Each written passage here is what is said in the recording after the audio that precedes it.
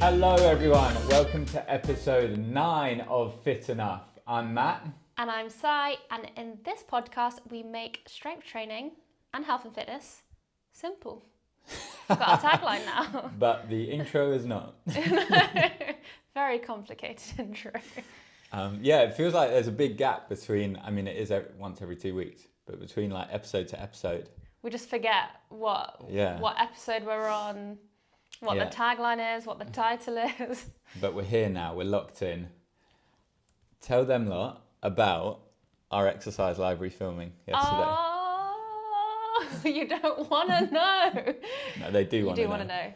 So yesterday, Saturday, losing track of days, we went over to Bondi Beach and filmed the first part of our School of Strongband exercise library. So we've called our whole sort of education platform School of Strongband. So this was another brainchild of Sai's. I quite liked, I don't know if anybody else, I'm sure lots of people have watched School of Rock. I think it was very much of our generation. Seminal. Yeah, and you know, gotta pay homage to the great films out there. So School of Strongband, inspired by School of Rock. Did you want to say homage there and went with homage?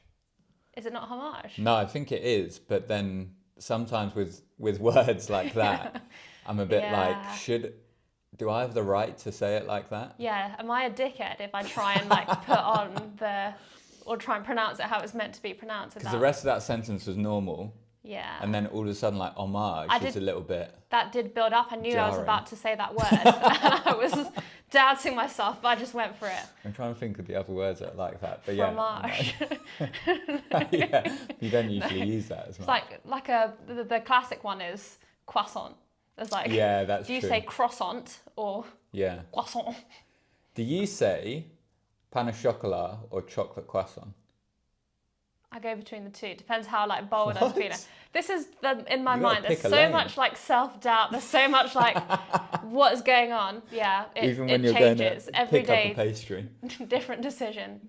Normally pain au chocolat. Yeah. But sometimes I'm like, who am I? Who do I think I am? I don't have pain au chocolat. I haven't had them since I was a kid, and maybe that's why, because I'm too scared to ask for them. What do you say with almond? Almond croissant. Croissant. There is like, do you know like how everybody is on the spectrum? Like, the croissant spectrum. There's croissant to croissant. Croissant. Croissant. Croissant. How could you say it is? I'm trying to think how your stereotypical white van man would say it.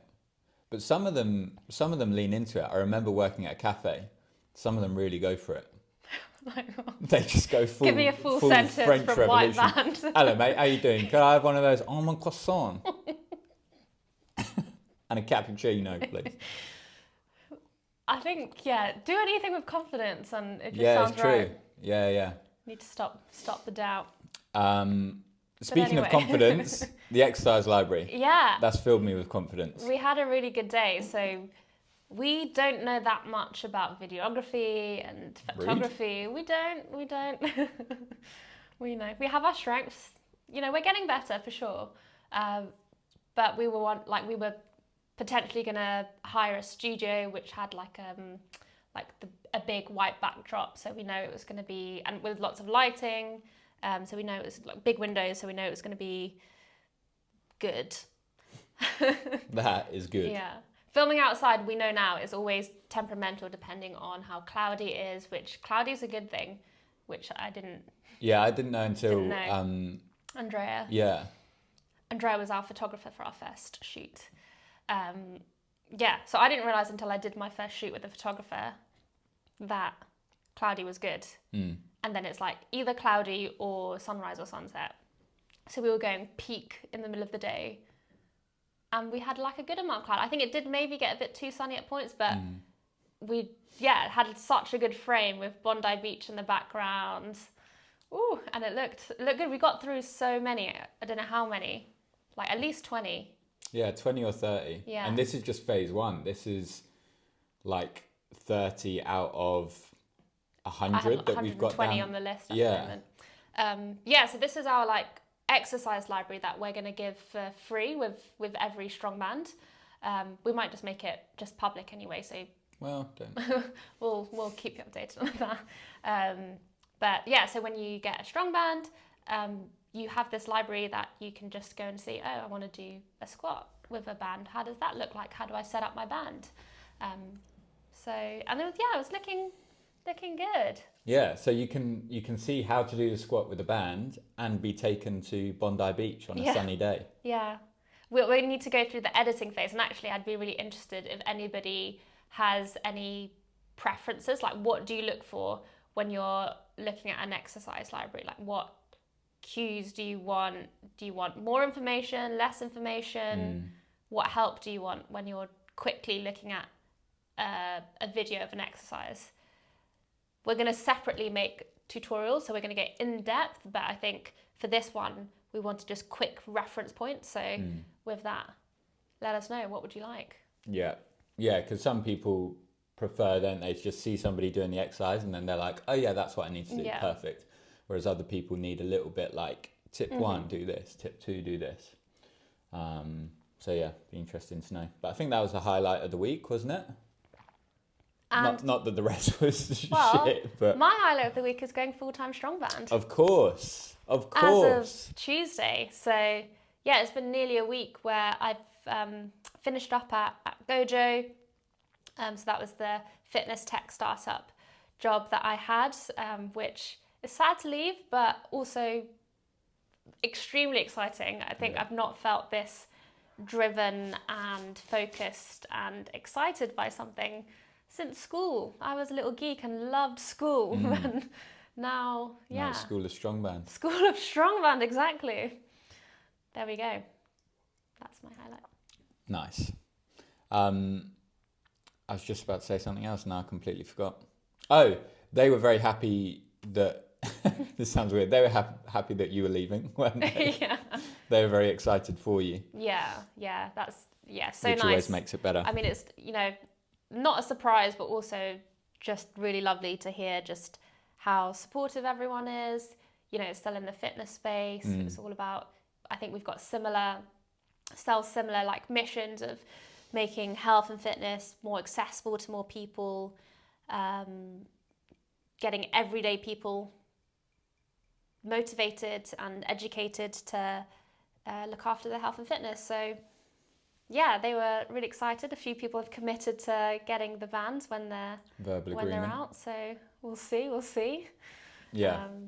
No, it's nice to have those things where it's not like a goodbye and that chapter is completely closed. There's still kind of more to come. Yeah, like we're going to keep in touch and have a potential partnership if everything goes well, which will be very cool. Yeah. Should we get on to our topic? Let's do it. So today we were thinking of each choosing 3 exercises and telling you guys a bit more about why we like doing them and how they kind of contribute to our everyday. Yeah. Because I think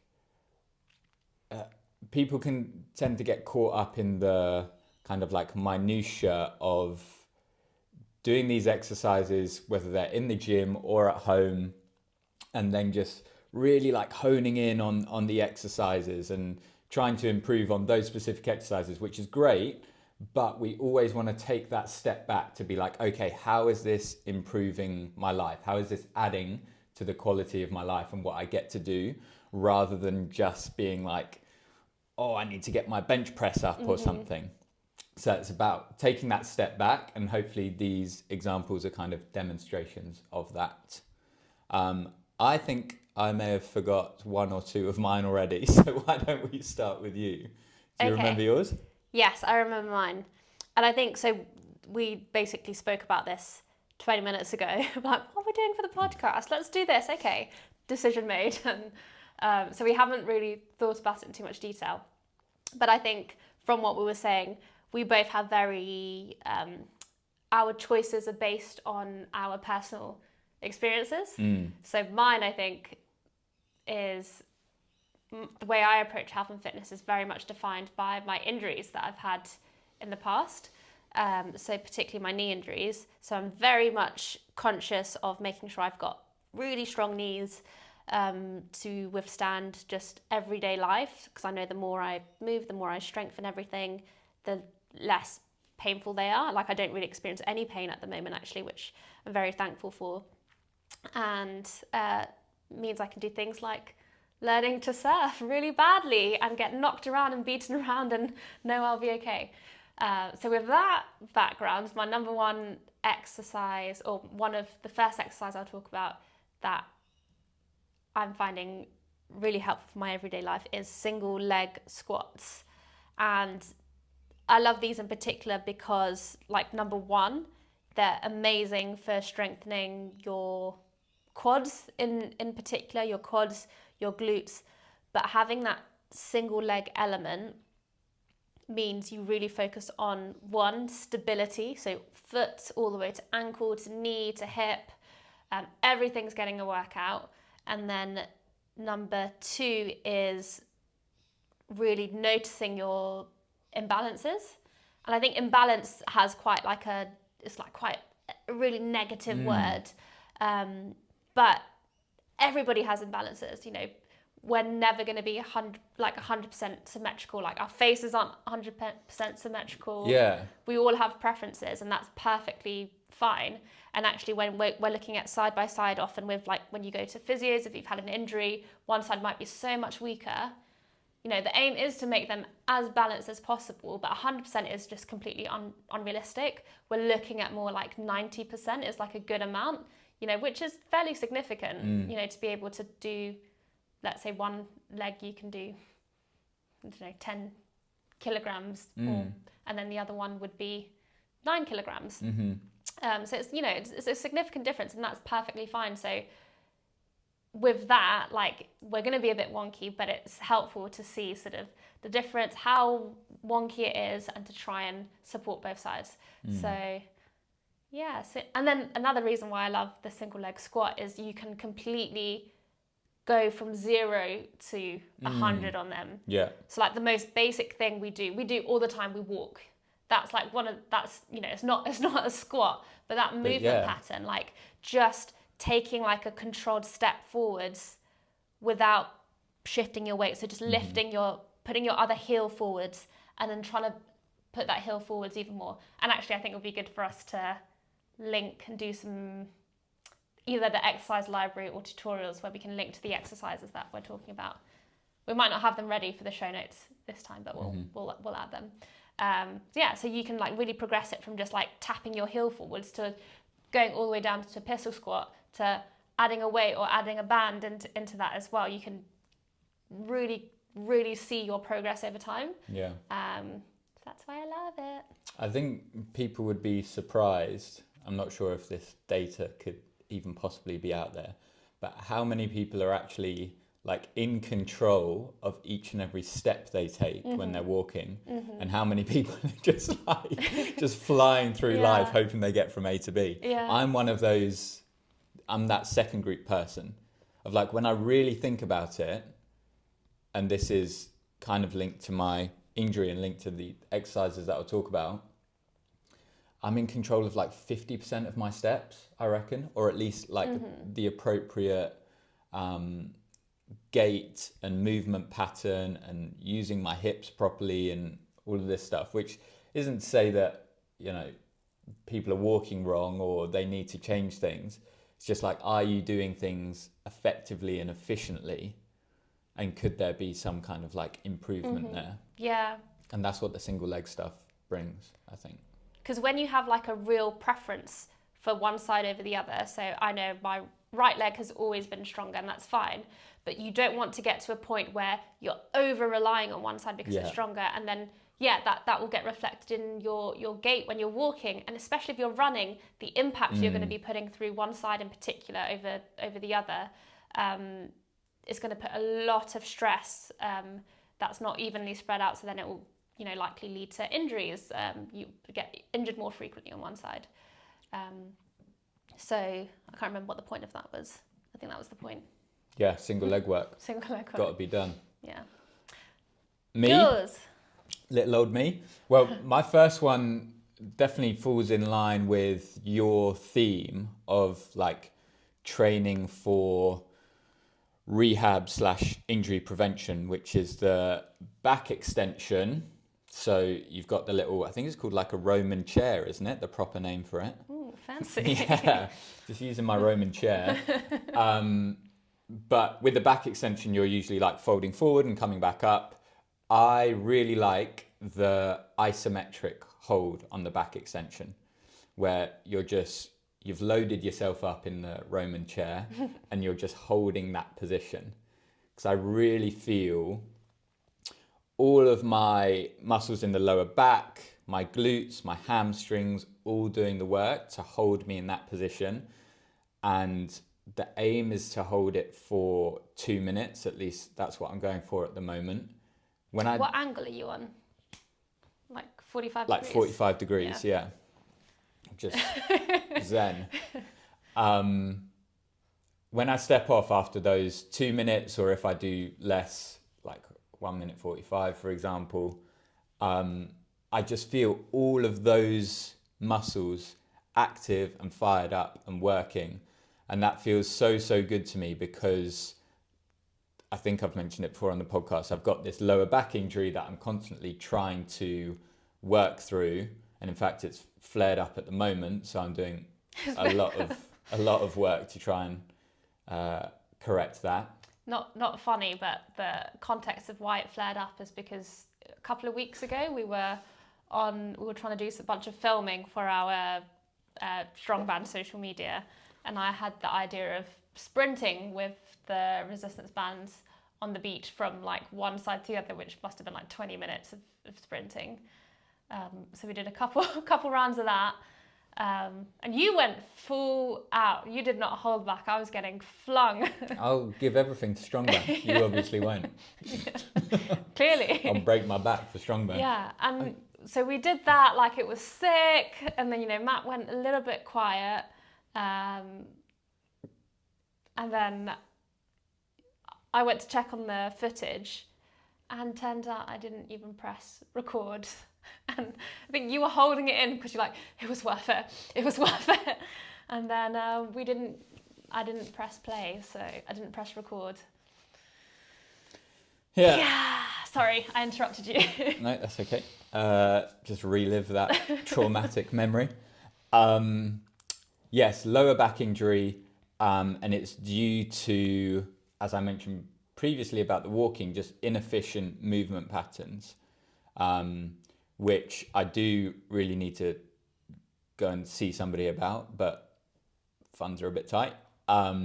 So trying my best to correct it myself, and the best possible way to do that is to flood those muscles that you are trying to work properly with like blood flow and oxygen. So holding that isometric position is great for that, which just means holding in a static position. But also reinforcing the information that you're giving the body that your body is safe in that position. So if I'm holding a position where my lower back muscles are working, my glutes are working, those stabilizer muscles in the hips are working, like if all of them are getting really positive signals that they're safe and they're able to like work to their maximum in that position, that is going to be the first really crucial step towards rehabilitation and then eventually injury prevention.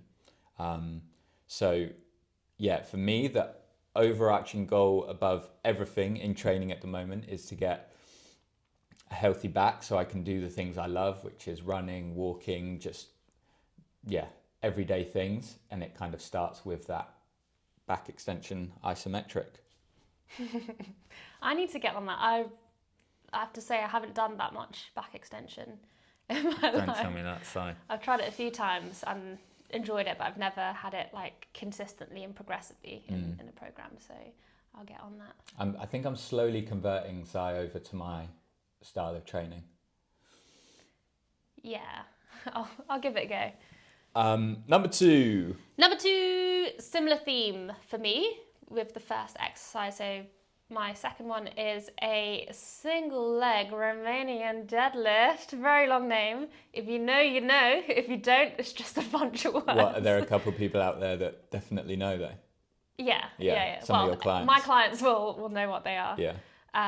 So Google it if you don't know what it is before we add in some videos to explain all of them. So this is, similar to a single leg squat in the sense that you're on one leg and the focus is on one side in particular. Requires a lot of balance work, requires even more foot stability, ankle stability, knee stability, hip stability. And rather than focusing mainly on the quads, which the single leg squat does, which is vital for knee protection, the single leg Romanian deadlift focuses on your posterior chain, so the back side of your body. So particularly your hamstrings, glutes, which crosses over between the squat and the Romanian deadlift, and then your back as well, so your lower back in particular. And that is brilliant for stability in particular, and just keeping nice and balanced on both sides, because with every exercise or with every movement you've got a sort of a pushing and a pulling, or you've got both sides to your body which have to work together. So if you really focus, if I just did quads all the time and didn't do hamstrings, there'd be a bit of an imbalance where I might be able to really sort of have a lot of power in one sense, but then I don't have the absorption and the deceleration. This is a whole nother thing. But yeah, having those, the squat and the Romanian deadlift, working them together, focusing on one leg, really, I find just gives me a really balanced, full knee support in those movement patterns. So big fan of that. I think the easiest way to think about it is imagine all you did in the gym was squats and deadlifts, where you've got a bar on your back or in front of you and all you're doing is moving up and down, and you're building a fair amount of strength, fair amount of power, your muscles are probably growing.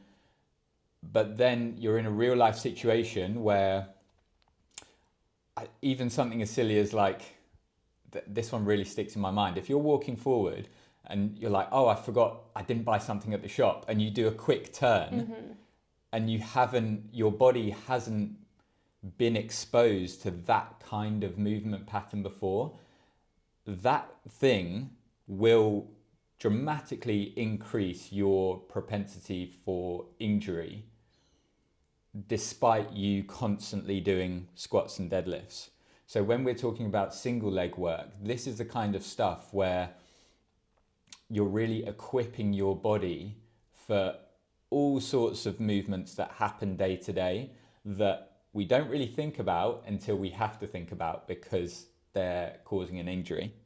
I think you hear it so often from clients or anyone really, of I've got this hip injury and it's really bothering me. Oh, how did you do that?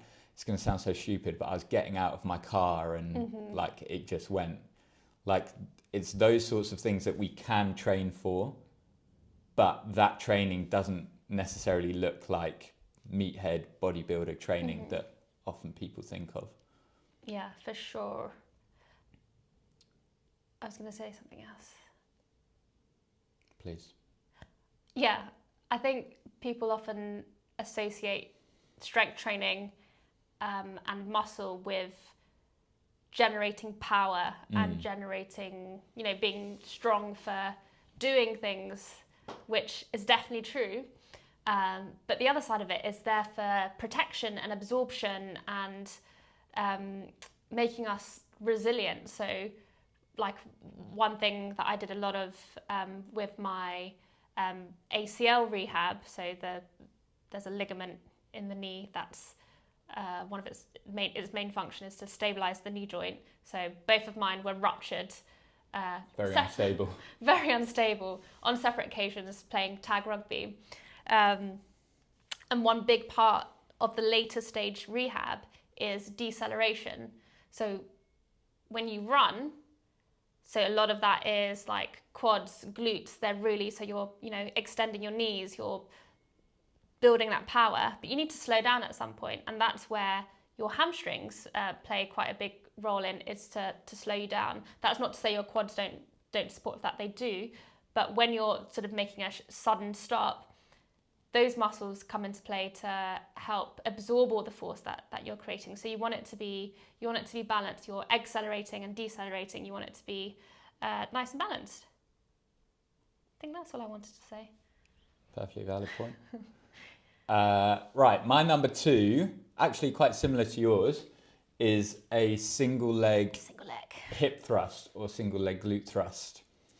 And I think I knew about this exercise before, but this is one that you kind of got me into, and I was very open-minded and embraced it, unlike you. And it's because, partly to do with my injury, one of those movement patterns that I seem to be fairly restricted in is hip extension, so moving your hips forward. And I think this actually comes from doing too much of that like meathead bodybuilding stuff when I was younger, in my early 20s. And I never really trained that properly. I'd just try and increase the weight on things like squats and deadlifts, and never really nail the form down. So my hip extension wasn't as good. And then these single leg hip thrusts, where if you imagine a glute bridge or a hip thrust, and then you're just picking one leg up off the floor, that other leg is then going to have to do a tremendous amount of stabilization work. So you're creating stability and then going through hip extension, where your hips are going towards the ceiling. And I find this such a good exercise for perfecting, or at least trying to perfect that movement pattern of hip extension, whilst getting all of the other muscles involved that play like a secondary role to the glute. So I'm able to generate loads of power through that hip extension, which is great. And then all of these muscles that maybe aren't as efficient as I need them to be for my lower back injury are also playing a role as well. So it kind of like incorporates everything. It's a nice athletic movement, and I can definitely feel it carry over into my walking. I know it would benefit me in my running once I get back to that as well. But it's also what you were mentioning about the posterior chain, and I think that's so important to develop if you're looking for like good posture, but also just efficient movement patterns in everyday life. Like, get a strong posterior chain. That's me. Hopefully, yeah. Just straight up and down. Get a strong posterior chain, and this is going to have tremendous carryover into your everyday life.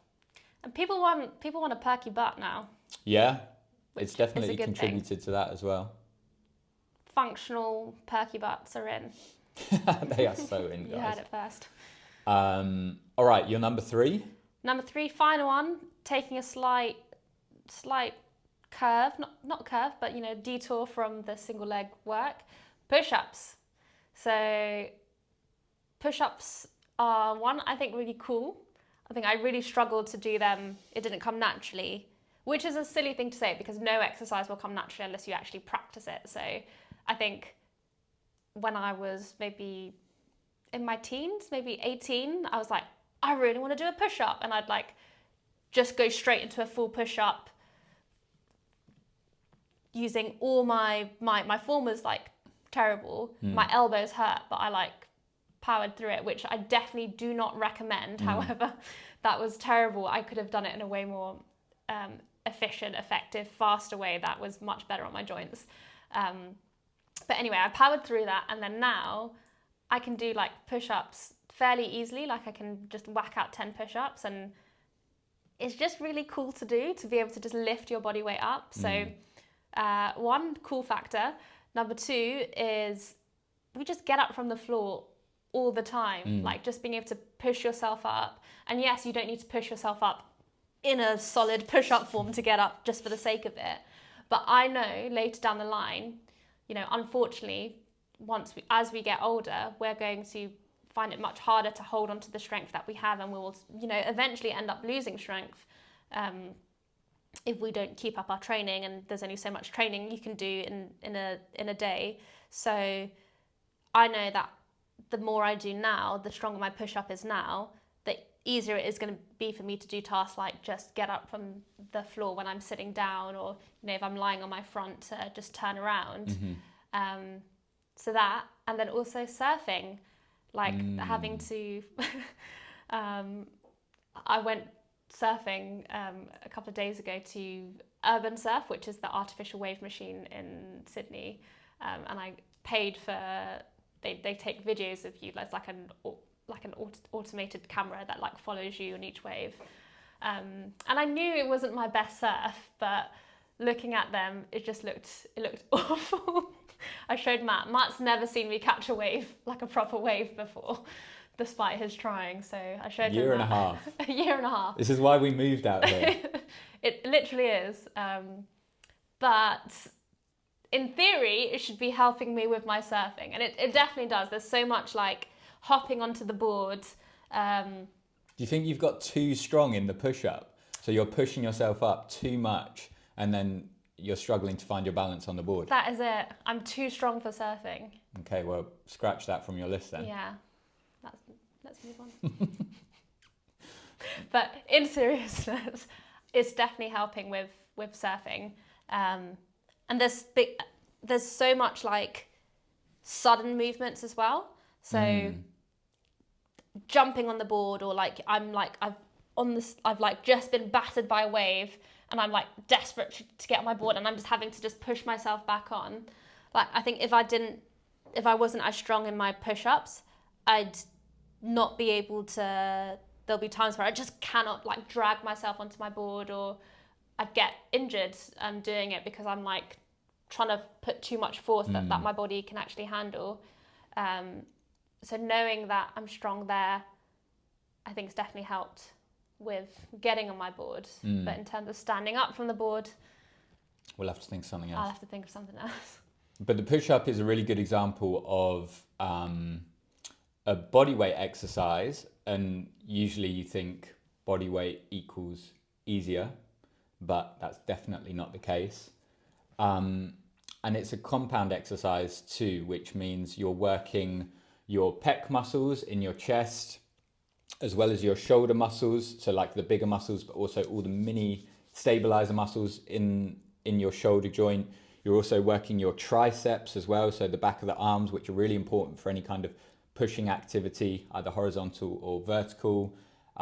You're also working your core, because you're in like a naturally more unstable position than just standing. If you're in that push-up position, gravity is just going to want to force you down to the floor, so your core's having to stabilize you. Like there's so much you can take from the push-up, which yes is a cool exercise, but then you can apply it to so many different scenarios in your everyday life. Like even so much as pushing a heavy door open, like pushing a kid. Like you can get injured from these things if you don't train them and practice them. And I'm not saying you just go to a door and push it open hundreds of times, but like a push-up as a compound lift, body weight, so it's low impact, and it's going to have a lot of carryover, whether you're attempting to surf or not. Yeah, and you can regress and progress so much with just your body weight. So like the simplest form, if you're really hesitant and you want to really gently progress into it, you can start with the wall push-up. Just lean against a wall and just slowly bring yourself forwards and back, and then find a high counter. Do that on there. Find a lower counter, lower counter, lower counter, lower counter until you're on the floor. And then once you're on the floor, you can progress it by lifting your feet up. It increases the angle. So again, it's another one where you can start with zero experience whatsoever and get really strong in that one exercise. This is why I love bodyweight training, because you really can scale it to any ability, and it's what I'm training at the moment. It's what I'm pushing a lot of my clients to train at the moment, although a couple of them are quite resistant and stuck in their ways. So if you tell someone to do a push-up who has just done the gym all their life, then they're like, but the bench is over there, so why would I? But it's just a question of kind of like educating as much as possible and helping people see the different benefits. But the body weight stuff is just like it opens doors to everybody to be able to access strength training, because you can scale it. And my third one is the chin up. I'm training to get a one arm chin up at the moment, so it's technically that, but also it's also Long live Vietnam. just any kind of chin up progression. Yeah, I think you can see the poster in the background. It says, what's that? Peace to Vietnam, or eternal peace to Vietnam, or something. Something like that. Please.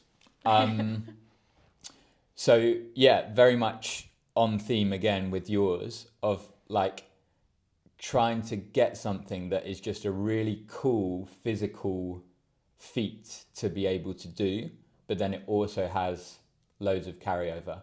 So the chin up, again, it's accessible to anyone. If you have a bar that is at a height, which I'll probably say like chest height, so you can still have both feet on the floor, anyone can do a chin up, because then you're saying you've got the power of your legs to help you out and pull your chin above the bar, using the arms as much as possible, but you've got your legs there for support.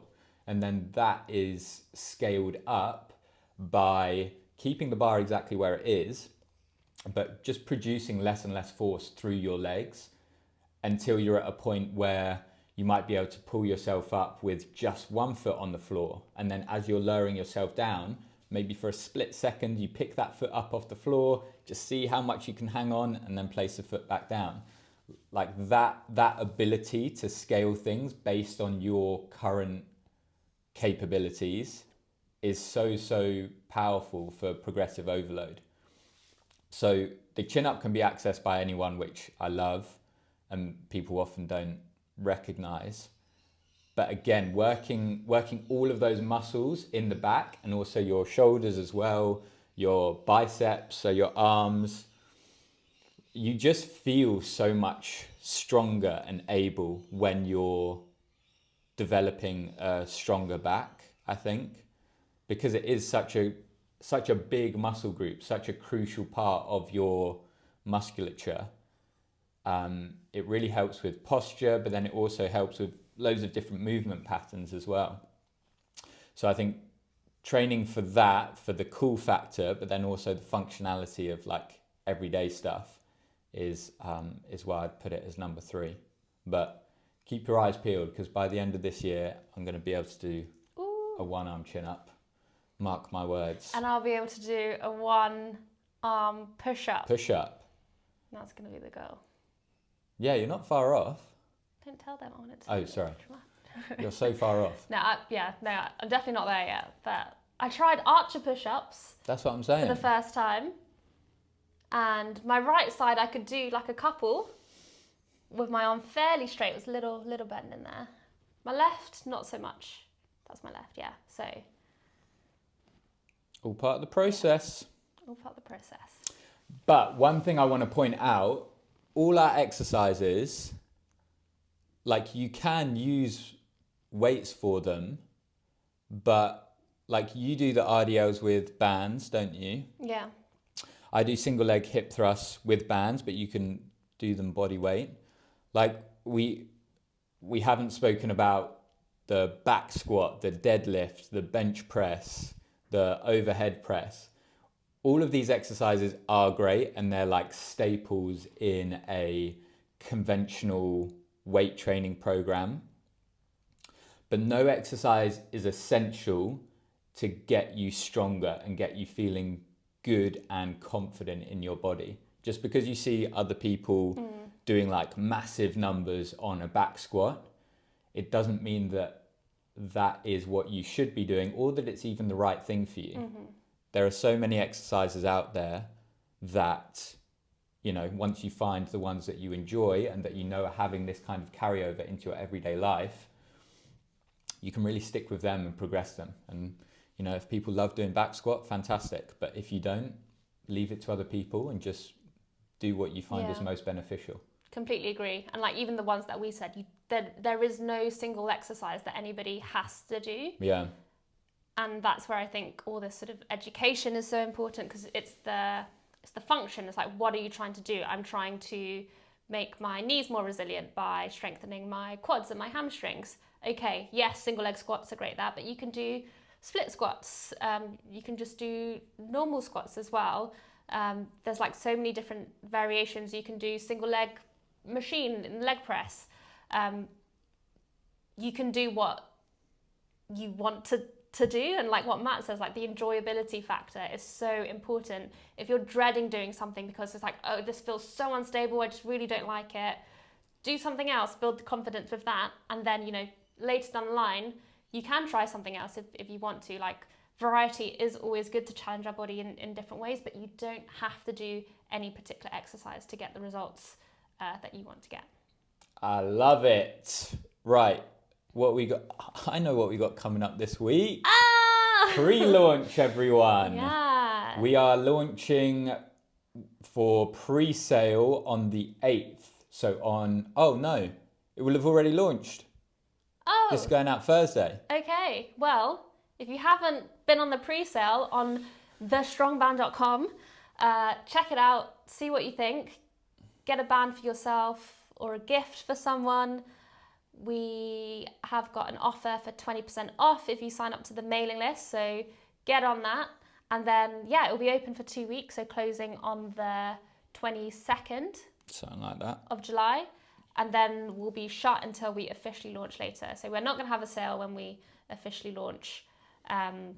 So get on it now, and then you should be getting your Strong Band beginning of August, early August.